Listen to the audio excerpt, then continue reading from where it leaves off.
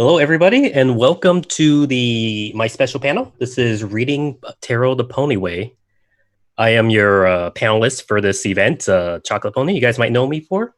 You might know me for my tarot cards. Tarot cards are something that I've been involved with. I think it's what really people know me for within the fandom. So the fact that I've rarely done tarot panels is something that I wanted to correct. So since PonyFest was so kind to invite me back as a community guest, I thought I would do a very special panel. This is a panel I've been working on for a while now. I was supposed to present it at BabsCon this year. Unfortunately, Babs couldn't happen. So PonyFest, you guys are going to see this special panel I have. So let me talk a little about the history of what I am going to go through. So I want to give a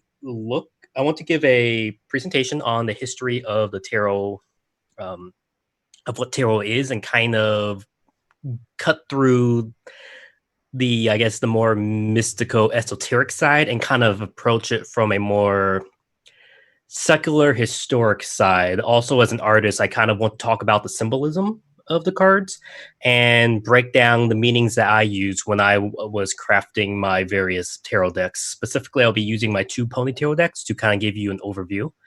I'm joined by one of my co-hosts from the Zootopia Minute podcast, Simo. Hello. How's everybody doing? Simo and I, if you guys don't know, we are very fascinated on the history of Hermetic and esoteric traditions.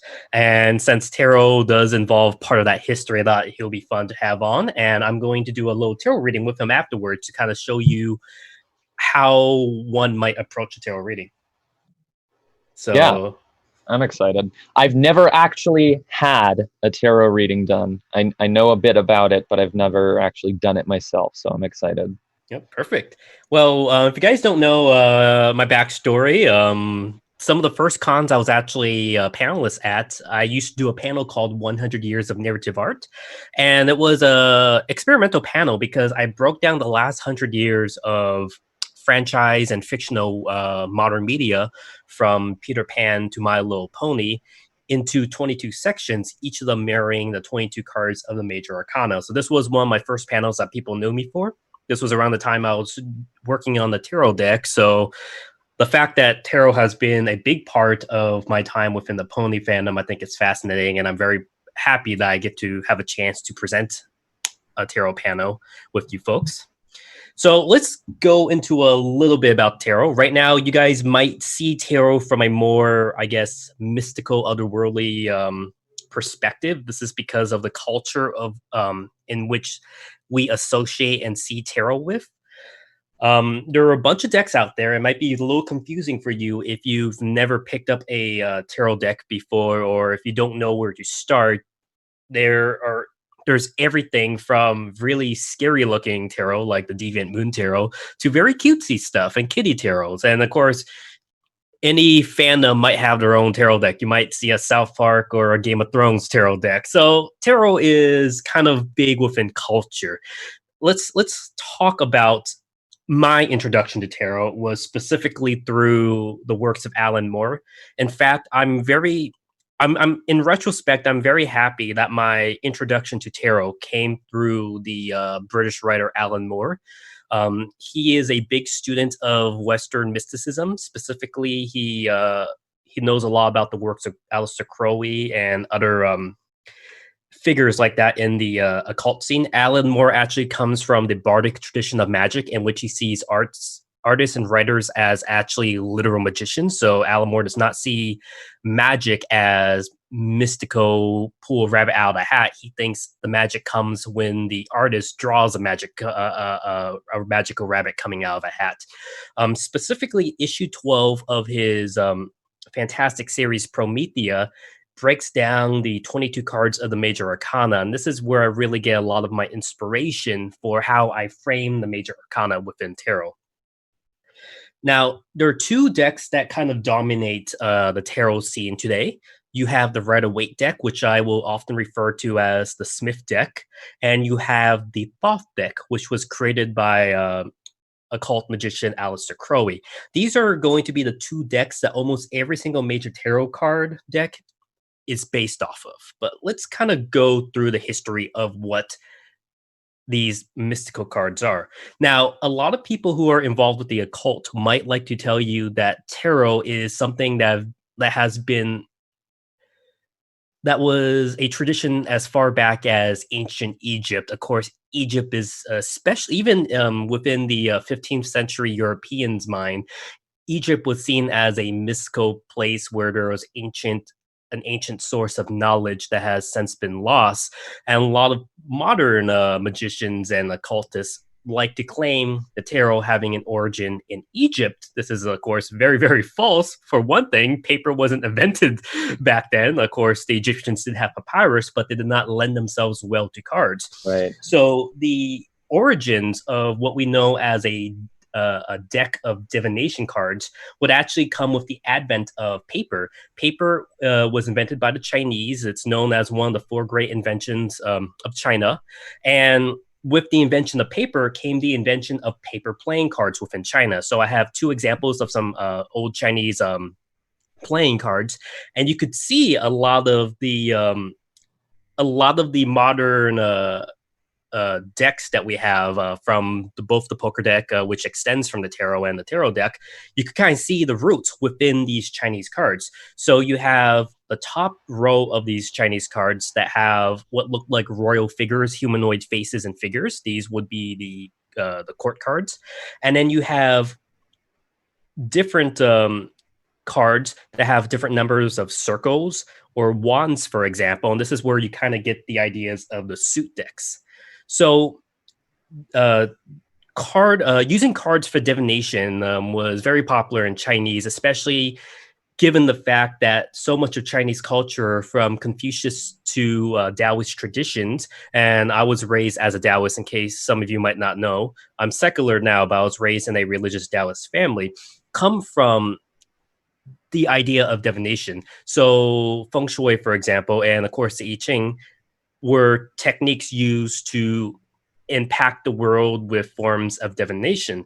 Now, one of the most famous divination decks back in this time is called believe the Chinese pronunciation is II.PRIESTESS. It was a book, or I guess they started as cards, but they were later reprinted as books. They were a deck of 60 cards with very, very surreal looking images. The name literally translate to back push book. This refers to the very last card in the deck in which a man is pushing the back of another person. So you, growing up in the West, might know Nostradamus as someone who can foresee and predict the futures. In the Eastern tradition, it's this specific Chinese deck of cards, which is the equivalent to Nostradamus. A lot of people like to cite this as predicting World War II and the Chinese Civil War. But basically, this is where you can see the traditions of the divination within paper card decks. Now, as the trade routes open back up between China and the West, specifically with the voyage, with the travels of Marco Polo, the Italians finally got their own deck. And in fact, the word tarot comes from the Italian word tarocchi, which was a tarot deck that was made in the mid-15th century. While there might be some evidence of older tarot decks or any type of playing card decks as far back as the 14th century, most surviving copies of Italian decks come from the mid-15th century. Now, during the 15th century, a new tradition reemerged back in Europe. This is called the Hermetic tradition. Now, it was believed with the republication of a book called the Hermetic Corpus, which, Simo, I think you've read. I literally have a copy of it, like right there, actually. Yes. So, for those of you who don't know, it was believed to be written by a person whose name is translated as thrice greatest Hermes, who was an amalgamation of three gods: the Greek Hermes, his Roman counterpart Mercury, and the Egyptian god Thoth. Coincidentally, all three of these gods were both the gods of magic and writing. So that not goes back not Thoth from Rift Ponies. That's a no, good... but that goes back to Alan Moore's idea of the bardic tradition, where writers and artists were the modern day were magicians of their times. Now, the Hermetic tradition is where we get the idea that tarot extends from older Egyptian philosophies and mysticism, but again, that's been proven not to be true. However, we did get the advent of the Tarachi, which is basically the foundation of both the modern tarot deck and the modern poker deck, as we can see.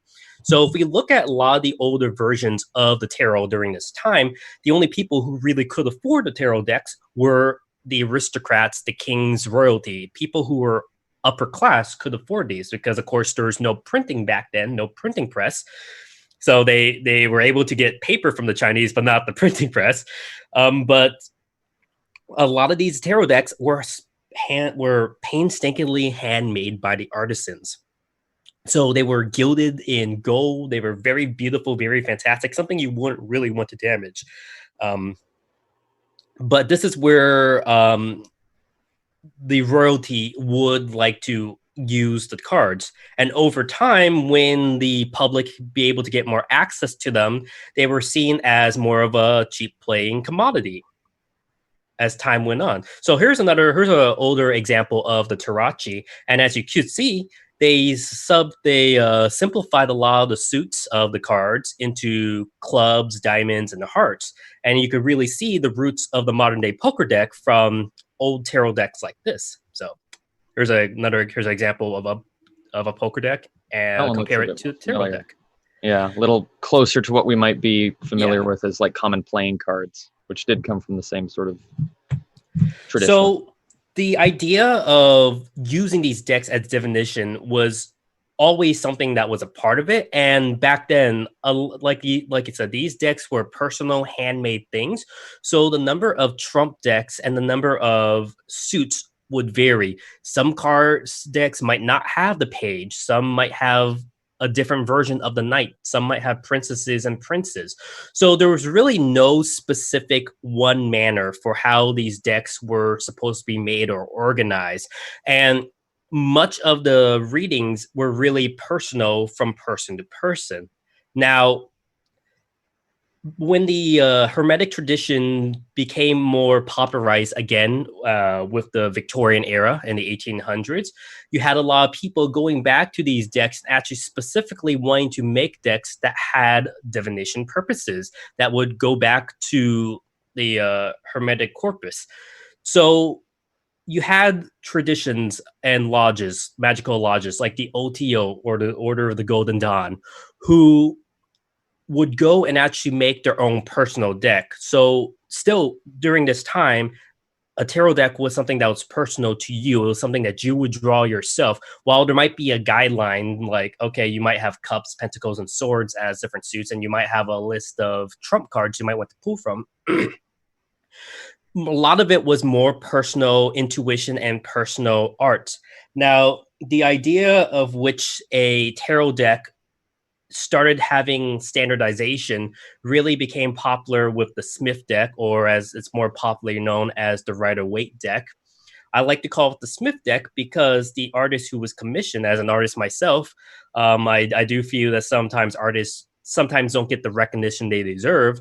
Pamela Coleman Smith really came up with a lot of the symbolism and iconography that we now associate with the modern tarot deck. And the Smith deck is the one that really almost every single tarot deck today is based off of. And you could really see that by different changes that Arthur Waite made with the order of the cards and Smith's pictography of these cards. The other popular deck that most people like to use is the Thoth deck made by Aleister Crowley.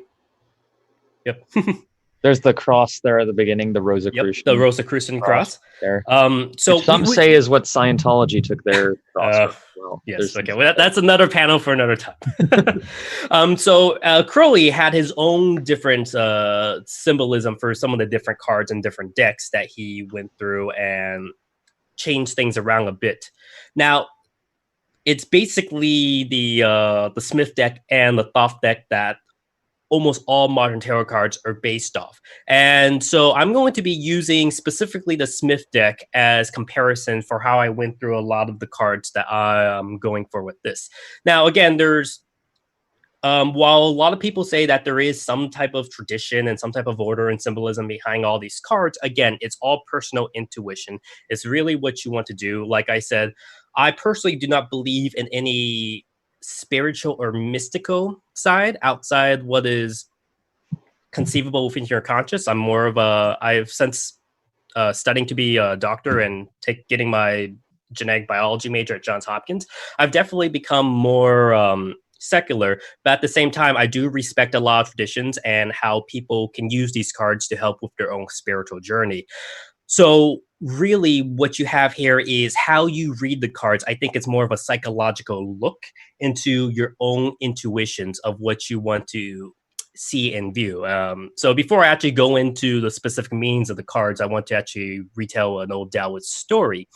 There was a guy who went to see a fortune teller and asked him about his prospects for the future. He's a hardworking guy, and he really hoped that someday he would make it in the world. And he asked the fortune teller, "Hey, what will happen to me in 30 years?" And the fortune teller tells him, "Well, it seems like you'll be a very, very successful person. You'll have a mansion, you'll have a lot of money, and you'll be well off." So the guy's like, "Oh, great, perfect." Um, and he goes home with his mind satisfied that within 30 years he'll be a rich, successful, happy person. 30 years go by and he's still a bum who's just living on his couch and really nowhere in life, not successful like the fortune teller told him. So he goes back to the fortune teller and it's like, "Hey, I thought you said in 30 years I'll be a rich, successful person." And the fortune teller tells him, "Yes, you would have been if you continued working hard. The person I saw 30 years ago was one who was dedicated and working hard. The fact that you decided to just lay around the entire time waiting for this fame and fortune prevented you from actually reaching your goal." So so basically, moral of the story summed up is these cards basically give you as much readings into your future as you want to give them. So if you use these cards to kind of tell you the future without any motivation to working towards them, you're not going to get anywhere in life. So that's just a Taoist story I like to tell before I actually go into the cards themselves. Now, you guys might know a little bit about my Pony Tarot deck. This was a big experiment for me. I have, it was actually my own lesson. Like I said, Alan Moore was my introduction to the tarot. So a lot of my influences came from Alan Moore's attempts at doing explaining the tarot to the layman. So this is my first deck. I think I started it in about 2012, and I finished it in about 2015, the full deck.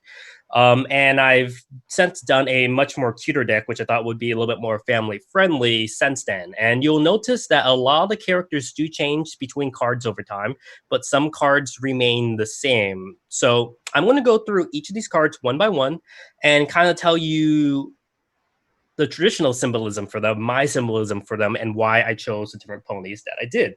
So, for example, we start with the first card, the Fool. The Fool is normally always numbered 0 within traditional tarot. Sometimes it's numbered as 22.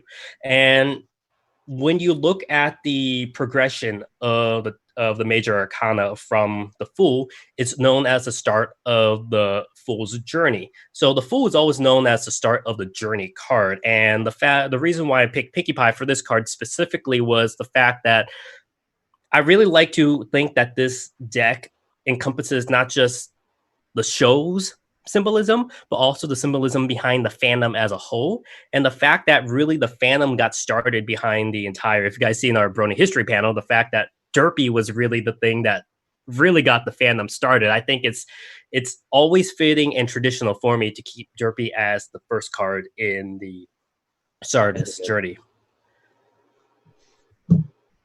All right, so let's go to the next card, which is the Magician card. Now, the Magician card, depending on tradition, sometimes represents a spark of magic or that spark of life. So if you think of the number of the Magician 1 as the equivalent of God or the Big Bang, you always realize that it was one thing that sparked everything in the universe into being or existence. So, of course, in Taoism, we will call that the Tao. You might say it's Yahweh or the Big Bang, depending on what tradition you come from. Or the monad. The monad. So the fact that the one can spark the whole is really represented, especially if you look at the Smith representation of the magician card. You have the infinity symbol on top, which represent infinite potential, and you have the 4 suit cards represented on the table right here. Is there any deeper connection there between the 1 as opposed to the 0? If 1 is something, 1 sparking all is 0 nothingness or emptiness? I think there's definitely 0 is emptiness or nothingness, because the Fool, if we look at the Fool, is obviously a boy. Is represented as a boy who's just starting out on his journey. He has he has really no experience or history behind him. So he's basically a blank slate that could be written on, and it's basically the spark that gets him. You might say it's the, if we look at it as the hero's journey, it's the inciting moment. I was just gonna say that. Yeah, that get everything started. I was wondering how long it would be till we got to like Jung and all that sort of stuff, because there's a lot of connections there. So from the 1 Tao comes the 2 yin and yang. You have God separating dark from light, and you have the Big Bang creating matter and antimatter. So for the second card, we have the 2 card, the High Priestess, which in some traditions represent the balancing between the 2 worlds. So we could see this represented here in the Smith deck, where we have the dark pillar and the lighter pillar, and we have the crescent moon in the front. And I basically, in my first version of the deck, represented it as Twilight on her journey towards Ponyville. Basically, she had that spark, and now she's heading off on her journey. I like using Pinkie Pie in my more recent renditioning of this, because I think Pinkie Pie is really the character who balances between a more sane world and a more world without rules. So Pinkie Pie, it is the hero's journey. We're doing the transition between the ordinary world and the whatever the word is. It actually, if you guys, so I said the book, the comic issue that really inspired my journey into tarot was Alan Moore's issue 12 of Promethea. And basically that book was Alan Moore explaining the history of mankind, the universe and mankind, with the 22 cards of the Major Arcana. So you'll see me comparing each of the different cards to either a different stage in life or journey, or a specific period based off this journey. Now we go to the next 2 cards. So we have the Empress card, represented by 3. The Empress card always represents nurturing or a new birth. 3, of course, is a very powerful symbol in both Eastern and Western traditions. And of course, the Empress is a motherly figure, a nurturing figure, which is why in my first version, I had the Empress as Celestia. The fact that she's made up of the 3 elements that make up the races of Ponyville, of Equestria. So Earth Pony, Pegasus, and Unicorn as an alicorn. And the fact that it was with Celestia after the uniting of the 3 pony races that really got everything started. The nurturing aspect in my simplified version of the deck, I had Fluttershy representing because of her nurturing motherly characteristics with these animals. And that leads to the counterpart of the Empress, the Emperor card. The Emperor card represents foundation. And if you notice, the number 4 also has that meaning within foundation. So you could think of the 4 corners of the house as the foundation of the house, the 4 cardinal directions of the compass. And I believe it's something that Alan Moore brought up. This was during a time when I was studying genetic biology. He basically connected the 4 foundations to the 4 codons of the DNA strand, which make up everything. So I do like that 4 is always constantly represented as foundation for this. So if you looked at my very first version of this card, I had Lauren Faust represented as the Emperor.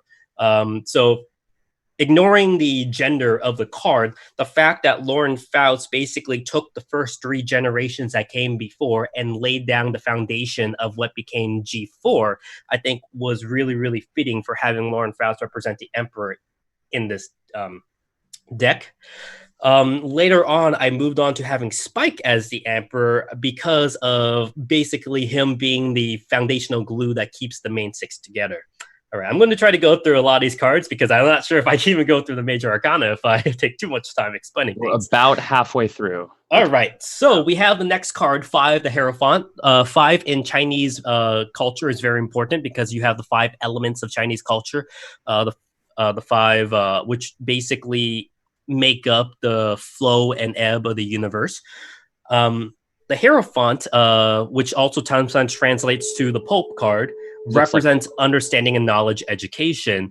More often, he's compared to the teacher card. So depending on which deck, he's either a teacher or educator, or he's someone who has knowledge but likes to hold on to conservative tradition. So representing the Hierophant as a teacher, I have Chariot in this deck. I want to say I like that you put in actual stuff on the chalkboard, like spoilers identity there, and not just that weird picture of Saturn that's always on every chalkboard in MLP in every scene. I didn't even realize that. And of course, representing the more old school traditions, I have Dr. Hooves representing the Hierophant for this one. We go to the next card, the 6. You'll see that we have both Cadence and Shining Armor represented both times in both decks. We have a Lover's card. A Lover 6 actually has more meaning in my reading of the deck because I am someone who unites the 4 the 4 Western elements with the 5 Eastern elements to make the 6 elements, which I'll explain in some of the later decks I've made and when I do the 6 elements reading, which is a deck I created. But basically, you could think of this as unity. If you could think of this as the 2 DNA strands coming together and forming new life. So the Lover's card is also sometimes called the Union card, or represents the coming together of what were once the 2 opposites coming together to create a new whole. Syzygy. Yep. Yeah, these are where they start to look really alchemical. And I mean, you mentioned earlier that a lot of this sort of comes from Egypt, or at least was perceived that way. The word alchemy comes from Egypt, believe it or not. The Mia in Greek referred to the black earth of Egypt. It means blackness because of the rich soil. It's a term that was often used to refer to Egypt as Black Egypt because of the flooding of the Nile every year. And speaking of Egypt, you'll notice the 2 Sphinx in the next card we have here. 7, the Chariot card. The Chariot card normally represents going out and achieving a goal or determination. Specifically, could really be summed up as the card that represents determination.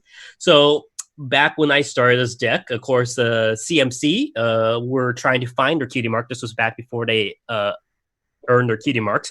So them searching out for the cutie marks represents determination. And my newer deck, after this was after CMC already had their cutie marks, I put Applejack in this position because she's probably the most determined of these characters.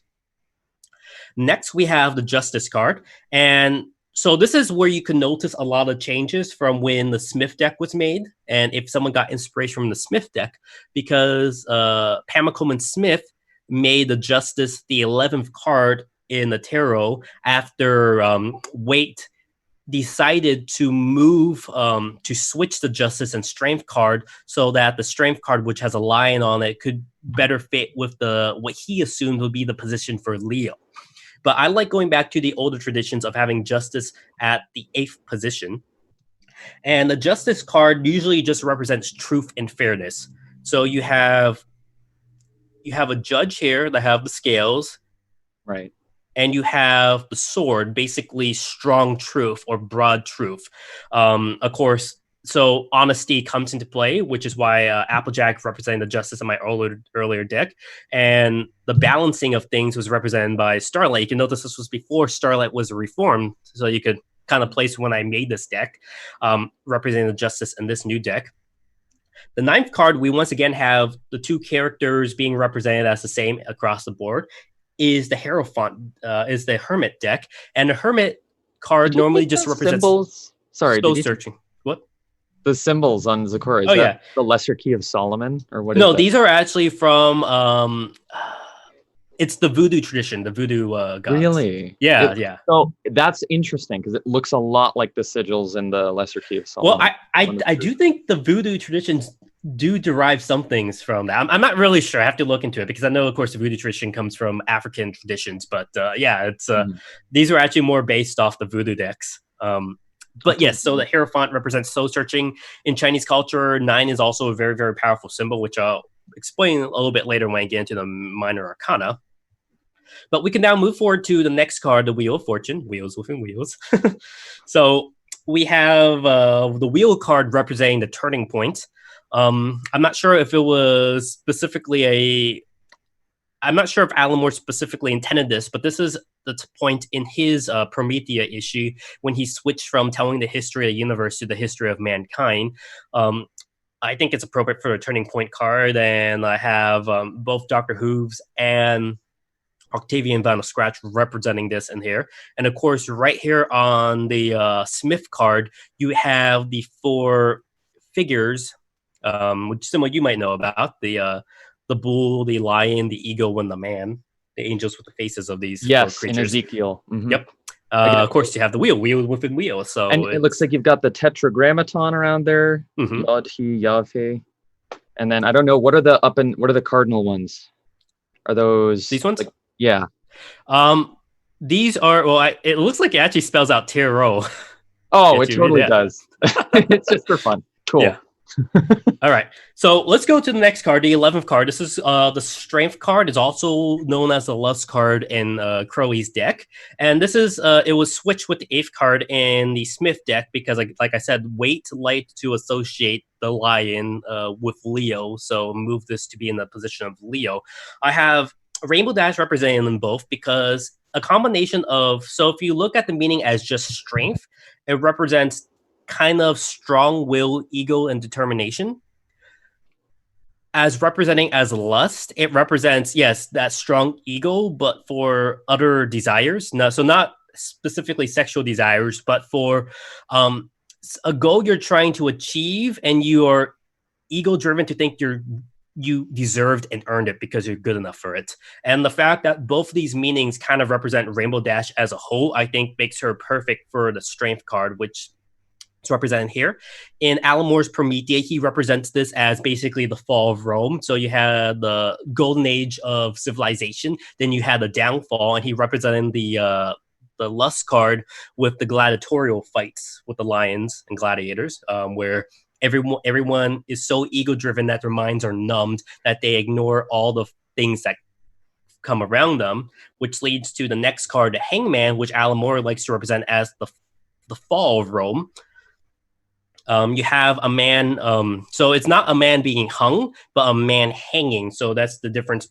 That's when most people associate the hangman as a dead man being lynched. In reality, it's a man being hung to represent looking at a new perspective. So the 2 different meanings for this is, one, having a looking from things from a new perspective, which is why I have Pinkie Pie in my first version of this. I should actually rename this the Hanged Mare, but I had her in this as this card because she's the one character who really could look at things from different perspectives. The other meaning of the Hangman is sacrifice. So this guy is being sacrificed for something greater, like Alan Moore was saying, the fall of Rome. And Sombra, especially if you look at his arc across the show and in the comics, sacrifices a good version of Sombra does sacrifice himself for the betterment of some of the characters in an alternate universe. So the Hangman representing both new perspective and sacrifice in this one. Pretty obvious allusion to crucifixion as well in there. Yeah. So we have, if this was the gladiatorial fights which led to the downfall of Rome, this represents the Dark Age in Alan Moore's perspective, the Death card, the Dark Age, which makes sense. Now, a lot of people are afraid of this card, and there's really should be no worries with the Death card because the Death card just means irreversible change or irreversible transformation. It means you're going on from one stage of life to another. Irreversible TF. Well, if you look at the Deviant Moon Tarot, the one I showed earlier in the presentation, I think that actually has the best representation of a Death card. It has a monstrous looking baby, a corpse baby, out of its mother's womb, and the baby is trying to get back into the mother's womb. But once you're out of the womb, you really can't go back in. So good representation for irreversible death or irreversible change, which of course I think is perfectly represented with Chrysalis across both decks that I've made. So the next card is another one that has different names depending on which deck you call from. This is called the Temperance card or the Art card. Specifically, it's known as the Art card in Crowley's Thoth deck. And if we look at the last card as representing the Dark Age, this is the card that represents the Renaissance. So it makes sense that this card is also called the Art card. It represents a creative path. So there's, of course, a traditional meaning of temperance, which means all things moderation and balance. But I really like the more Crowley interpretation of this being the creative path.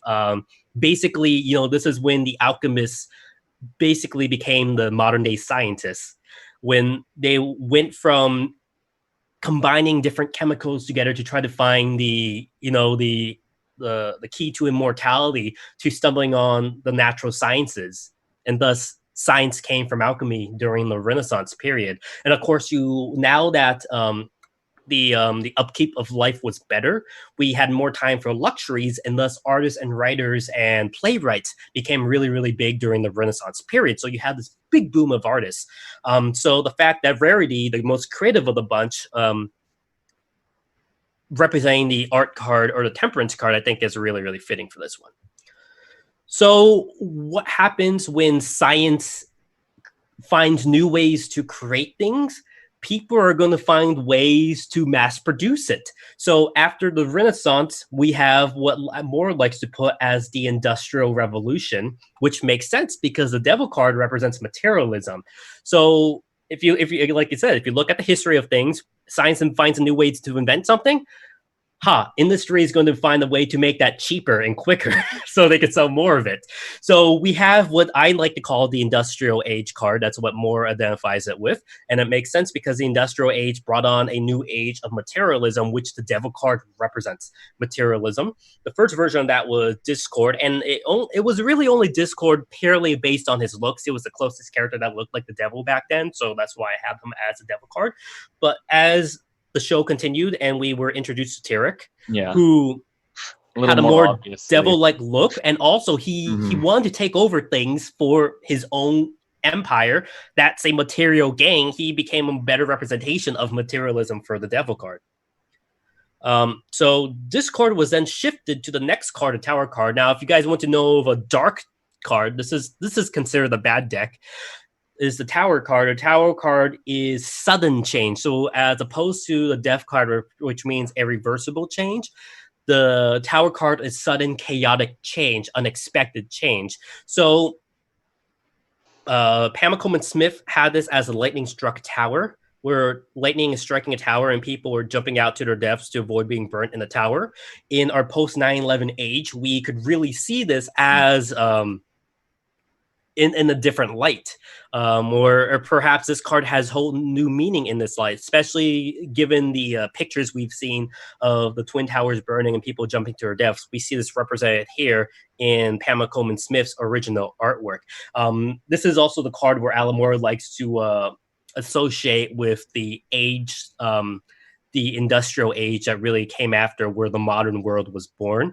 Of course, we had a lightning struck tower represented by the Two Sisters towers in the original MOP deck that I had. And of course, chaotic change represented as Discord in my new deck. We go to the next card, which is the Star card. So in midst of all this chaos, the Star card is supposed to represent that small glimmer of hope, that small ray of hope. And I like this deck because I'm not sure if this was one of Faust's intention, but if we look at the Pamela Coleman Smith deck, we have a symbol for the Star card that really looks coincidentally like Twilight Sparkle's cutie mark.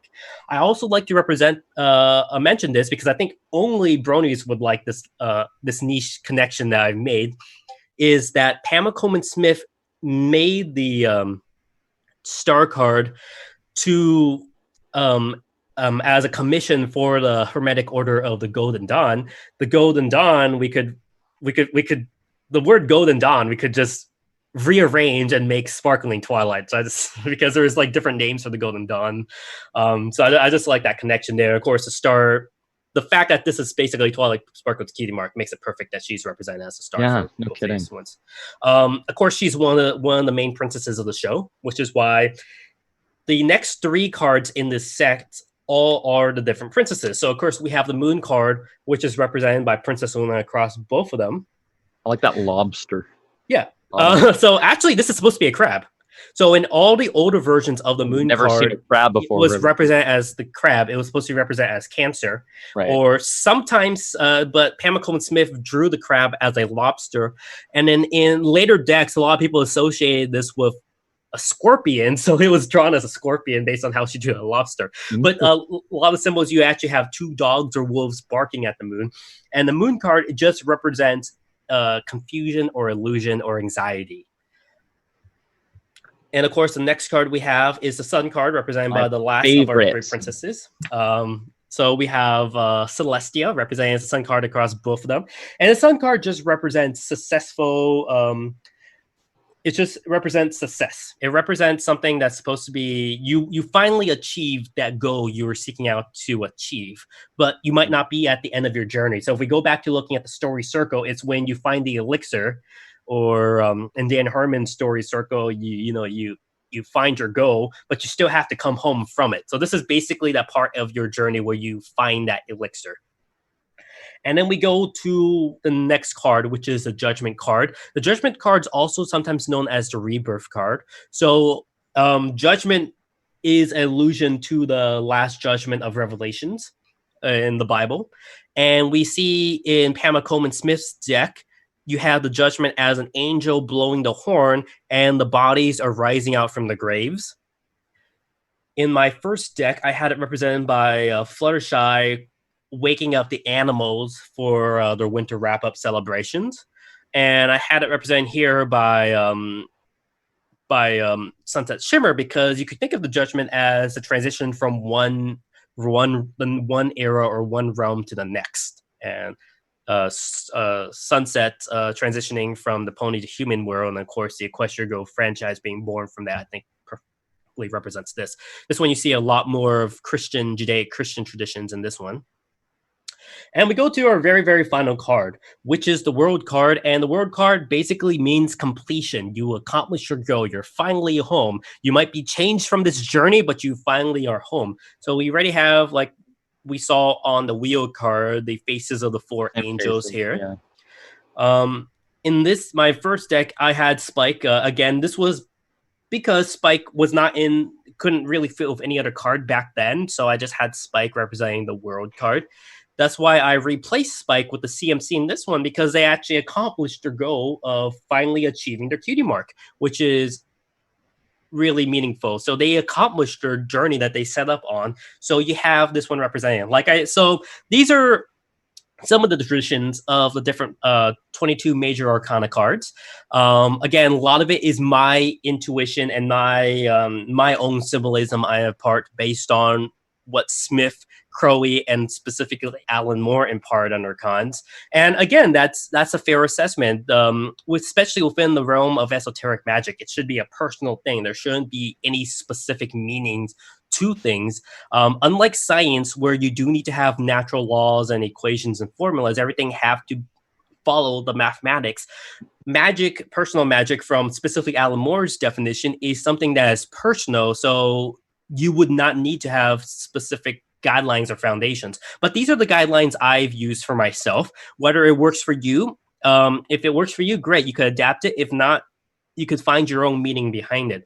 But now we can move to the next decks, which let me see what time we have. Quick question. We've got about 20 minutes, but I noticed on all of the cards, the old ones, somewhere in the image, there's a little sort of squiggly thing. I don't know if that's just sort of an artist signature or... Oh, let me see.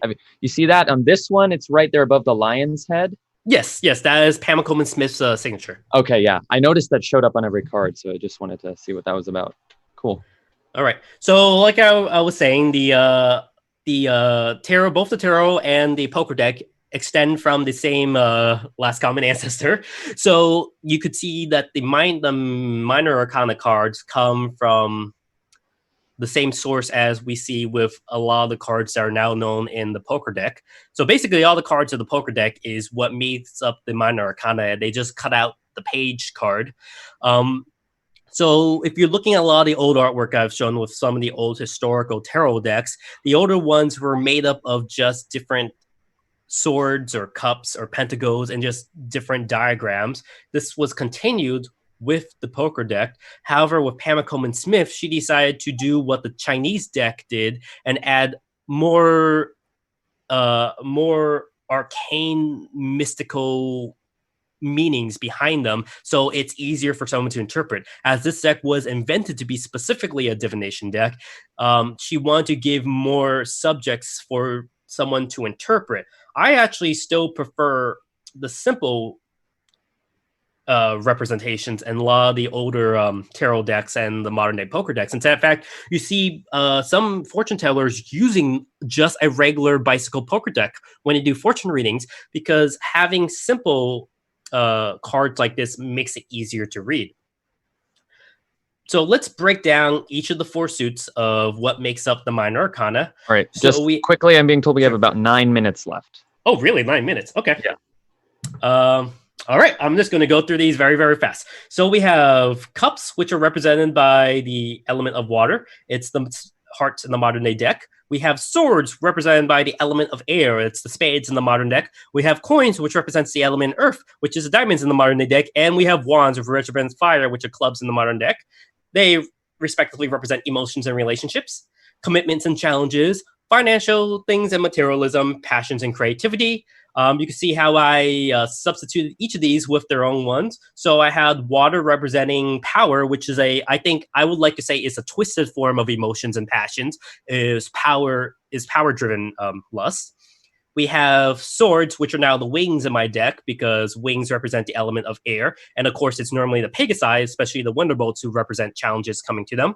We have coins, which represent the earth ponies, because the element is earth, and the earth ponies seem to be dealing with a lot of materialism and financial professions. And we have wands, which represent fire, because it also represents the horns of the unicorn, which represent creativity and passion, like we have with rarity. So, like I said, these are like how a lot of the old tarot decks and poker decks would represent the major arcana. So I actually went with this tradition instead, the older tradition. While a lot of decks do try to do more things, I love Aleister Crowley's Thoth deck that actually does an in-between of what both of them are trying to represent.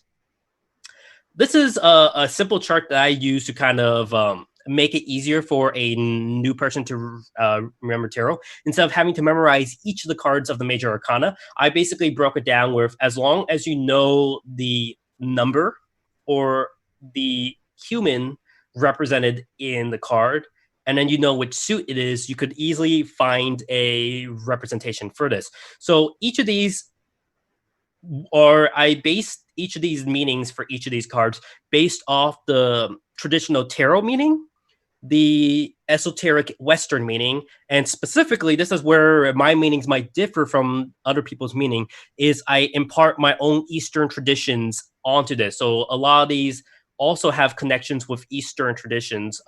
So for example, let's do a meaning that's represented in both. So let's say you have a 2 of swords. So 2 represents duality, and swords represents challenges. So if you have duality of challenges, it represents choice. You have to choose between one thing or the other. That is your challenge. That's a simple way of looking at it. You find the meaning of what the card is with its suit, and you could find the meaning behind it. Now, this, of course, does away with reversal meanings, but that's a lesson for another time, given that I have only 50 minutes to this panel. But yeah, if you guys, this is my own personal definitions for a lot of these cards, so it might not work with modern people's definition, or it might not fit with the modern deck. I do try to make it so it falls in line with a lot of modern interpretations of the minor arcana, but this is my meaning, so if it helps you out, go ahead and use it. If not, feel free to search your own spiritual journey and try to find it. So beforehand, I did a reading for Simmel. I wanted to do a little reading for him. So I drew 3 cards up for him. I'm going to do a very, very simplified reading of the tarot deck. So Simmel, what is going on in your life that you might want to know? And actually, before you answer that question, when I do tarot readings, like I said, I'm doing this for fun. I'm not saying I know anything about the future. I cannot predict the future. I cannot communicate with the dead. Anyone who claims to know the future, communicate with the dead, is most likely a charlatan. If, however, it's a personal metaphor for yourself, let's say you can communicate or you have some connection with some deceased relatives, and it's a personal metaphor for yourself, great, that works for you. But if you are someone telling someone else that you could talk to their dead grandmother, that is a big no-no, and you probably shouldn't do that. So for me, I specifically like doing these tarot readings as fun. I have a background in psychology, so I looking at these as if it's a Rorschach test, where the person I'm doing a reading for can draw interpretations from what's going on with their life with the symbolism of the cards. As such, I normally try to avoid talking about anything related to death. I avoid talking about anything related to money specifically, and anything relating to health. And if it involves marriage, I avoid anything relating to marriage-based relationships. So with that, Simo, what's going on in your life that you want to know about? I would like to know whether we will be able to get through the rest of PonyFest without any technical glitches, and if that seems appropriate. All right, so we have what's a very, very simple 3-card spread, the past, present, future representing as this. I like to represent this as the present moment. So let's say this is what was happening before PonyFest, the foundation of what PonyFest was going for setting planning. Up. This is what's happening right now with PonyFest, and this is the what's going to happen later. Okay. So we have the Empress of Horns, which is the King of Wands in traditional tarot. The Empress of Wands represents a natural-born leader, an entrepreneur, someone who might also be impulsive, a ruthless leader with high expectations, and sometimes someone who might be hasty. So this might represent someone within the PonyFest staff who might be a good natural-born leader and entrepreneur, but might also not maybe a ruthless leader. They might be a little hasty. They might have high expectation for their staff. So it might have a strong leadership behind it, but everything might be a little bit rocky because maybe they're expecting too much out of their staff. So we go to the next one, the 10 of Horns. 10 of Horns is the equivalent of 10 of Wands. And like we were saying, Wands represent creativity. So 10 of Wands traditional tarot represents burden, extra responsibility. It could represent someone carrying the weight of a lot of burden, the weight of a lot of responsibility, or wanting to do way too much. So we might represent this as right now what's happening is PonyFest maybe want to do a lot more, or someone who volunteers staff is taking on a lot more responsibility than what they were originally expecting for themselves. I actually like to that's the traditional meaning of tarot. My meaning, like I said, if wands represent creativity and 10 representing completeness, I'd like to say this is the end result, the completion of all the hard work and creativity that put things together. So the fact that PonyFest is existing in the present means all these creative minds work so hard behind the scenes to create this one thing. And then in the future, we have the moon. The moon card, like we were saying, it represents inner confusion. It represents fears of your subconsciousness. It represents that illusion, that anxiety that you have in the back of your mind that you dread. So basically what it's representing is an uncertain future because you're so worried about what PonyFest might turn into that maybe you have so much anxiety and subconscious fear going on in the background that you might not know what PonyFest is going to happen, or you are worried that something is going to happen. You're dreading that eventual downfall because you have so much stress on your mind right now. And I like to say it's just chill. Just chill. Yeah, just chill. So that's a very, very simple 3 cards reading. You could look up different methods for reading online. Again, like I said, I prefer more more personal readings for yourself. How much time do we have actually? We've got like 2 minutes. Ooh, 2 minutes. Okay, well, I want to quickly just go over my own style of reading, which I wish I had time to go through, but we don't.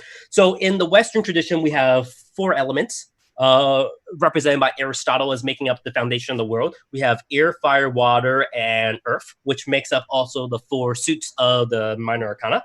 In the Eastern tradition, was the foundation card as well. Yes. And in the Eastern traditions, we have 5 elements. Actually, elements is a bad translation. It should be better 5 phases because each of these elements represent transition from one phase to the other. So if we look at it, the East has 5 elements, the West has 4 elements. There's 3 mutual elements in between them, and 3 exclusive, basically 6 elements. Now, I made this connection as a kid because I loved Western tradition, being raised in an Eastern tradition. So I combined these elements together and made my own set of elements called the 6 elements, which combine these. And coincidentally, my first email and first usernames is called the 6th element, which is coincidental that we have the 6 elements of harmony in My Little Pony, because my username was not even connected with the 6 elements of My Little Pony. It was something that I created using this. So I actually created my own spread for reading these different elements, where you have the heavy downflowing elements representing one half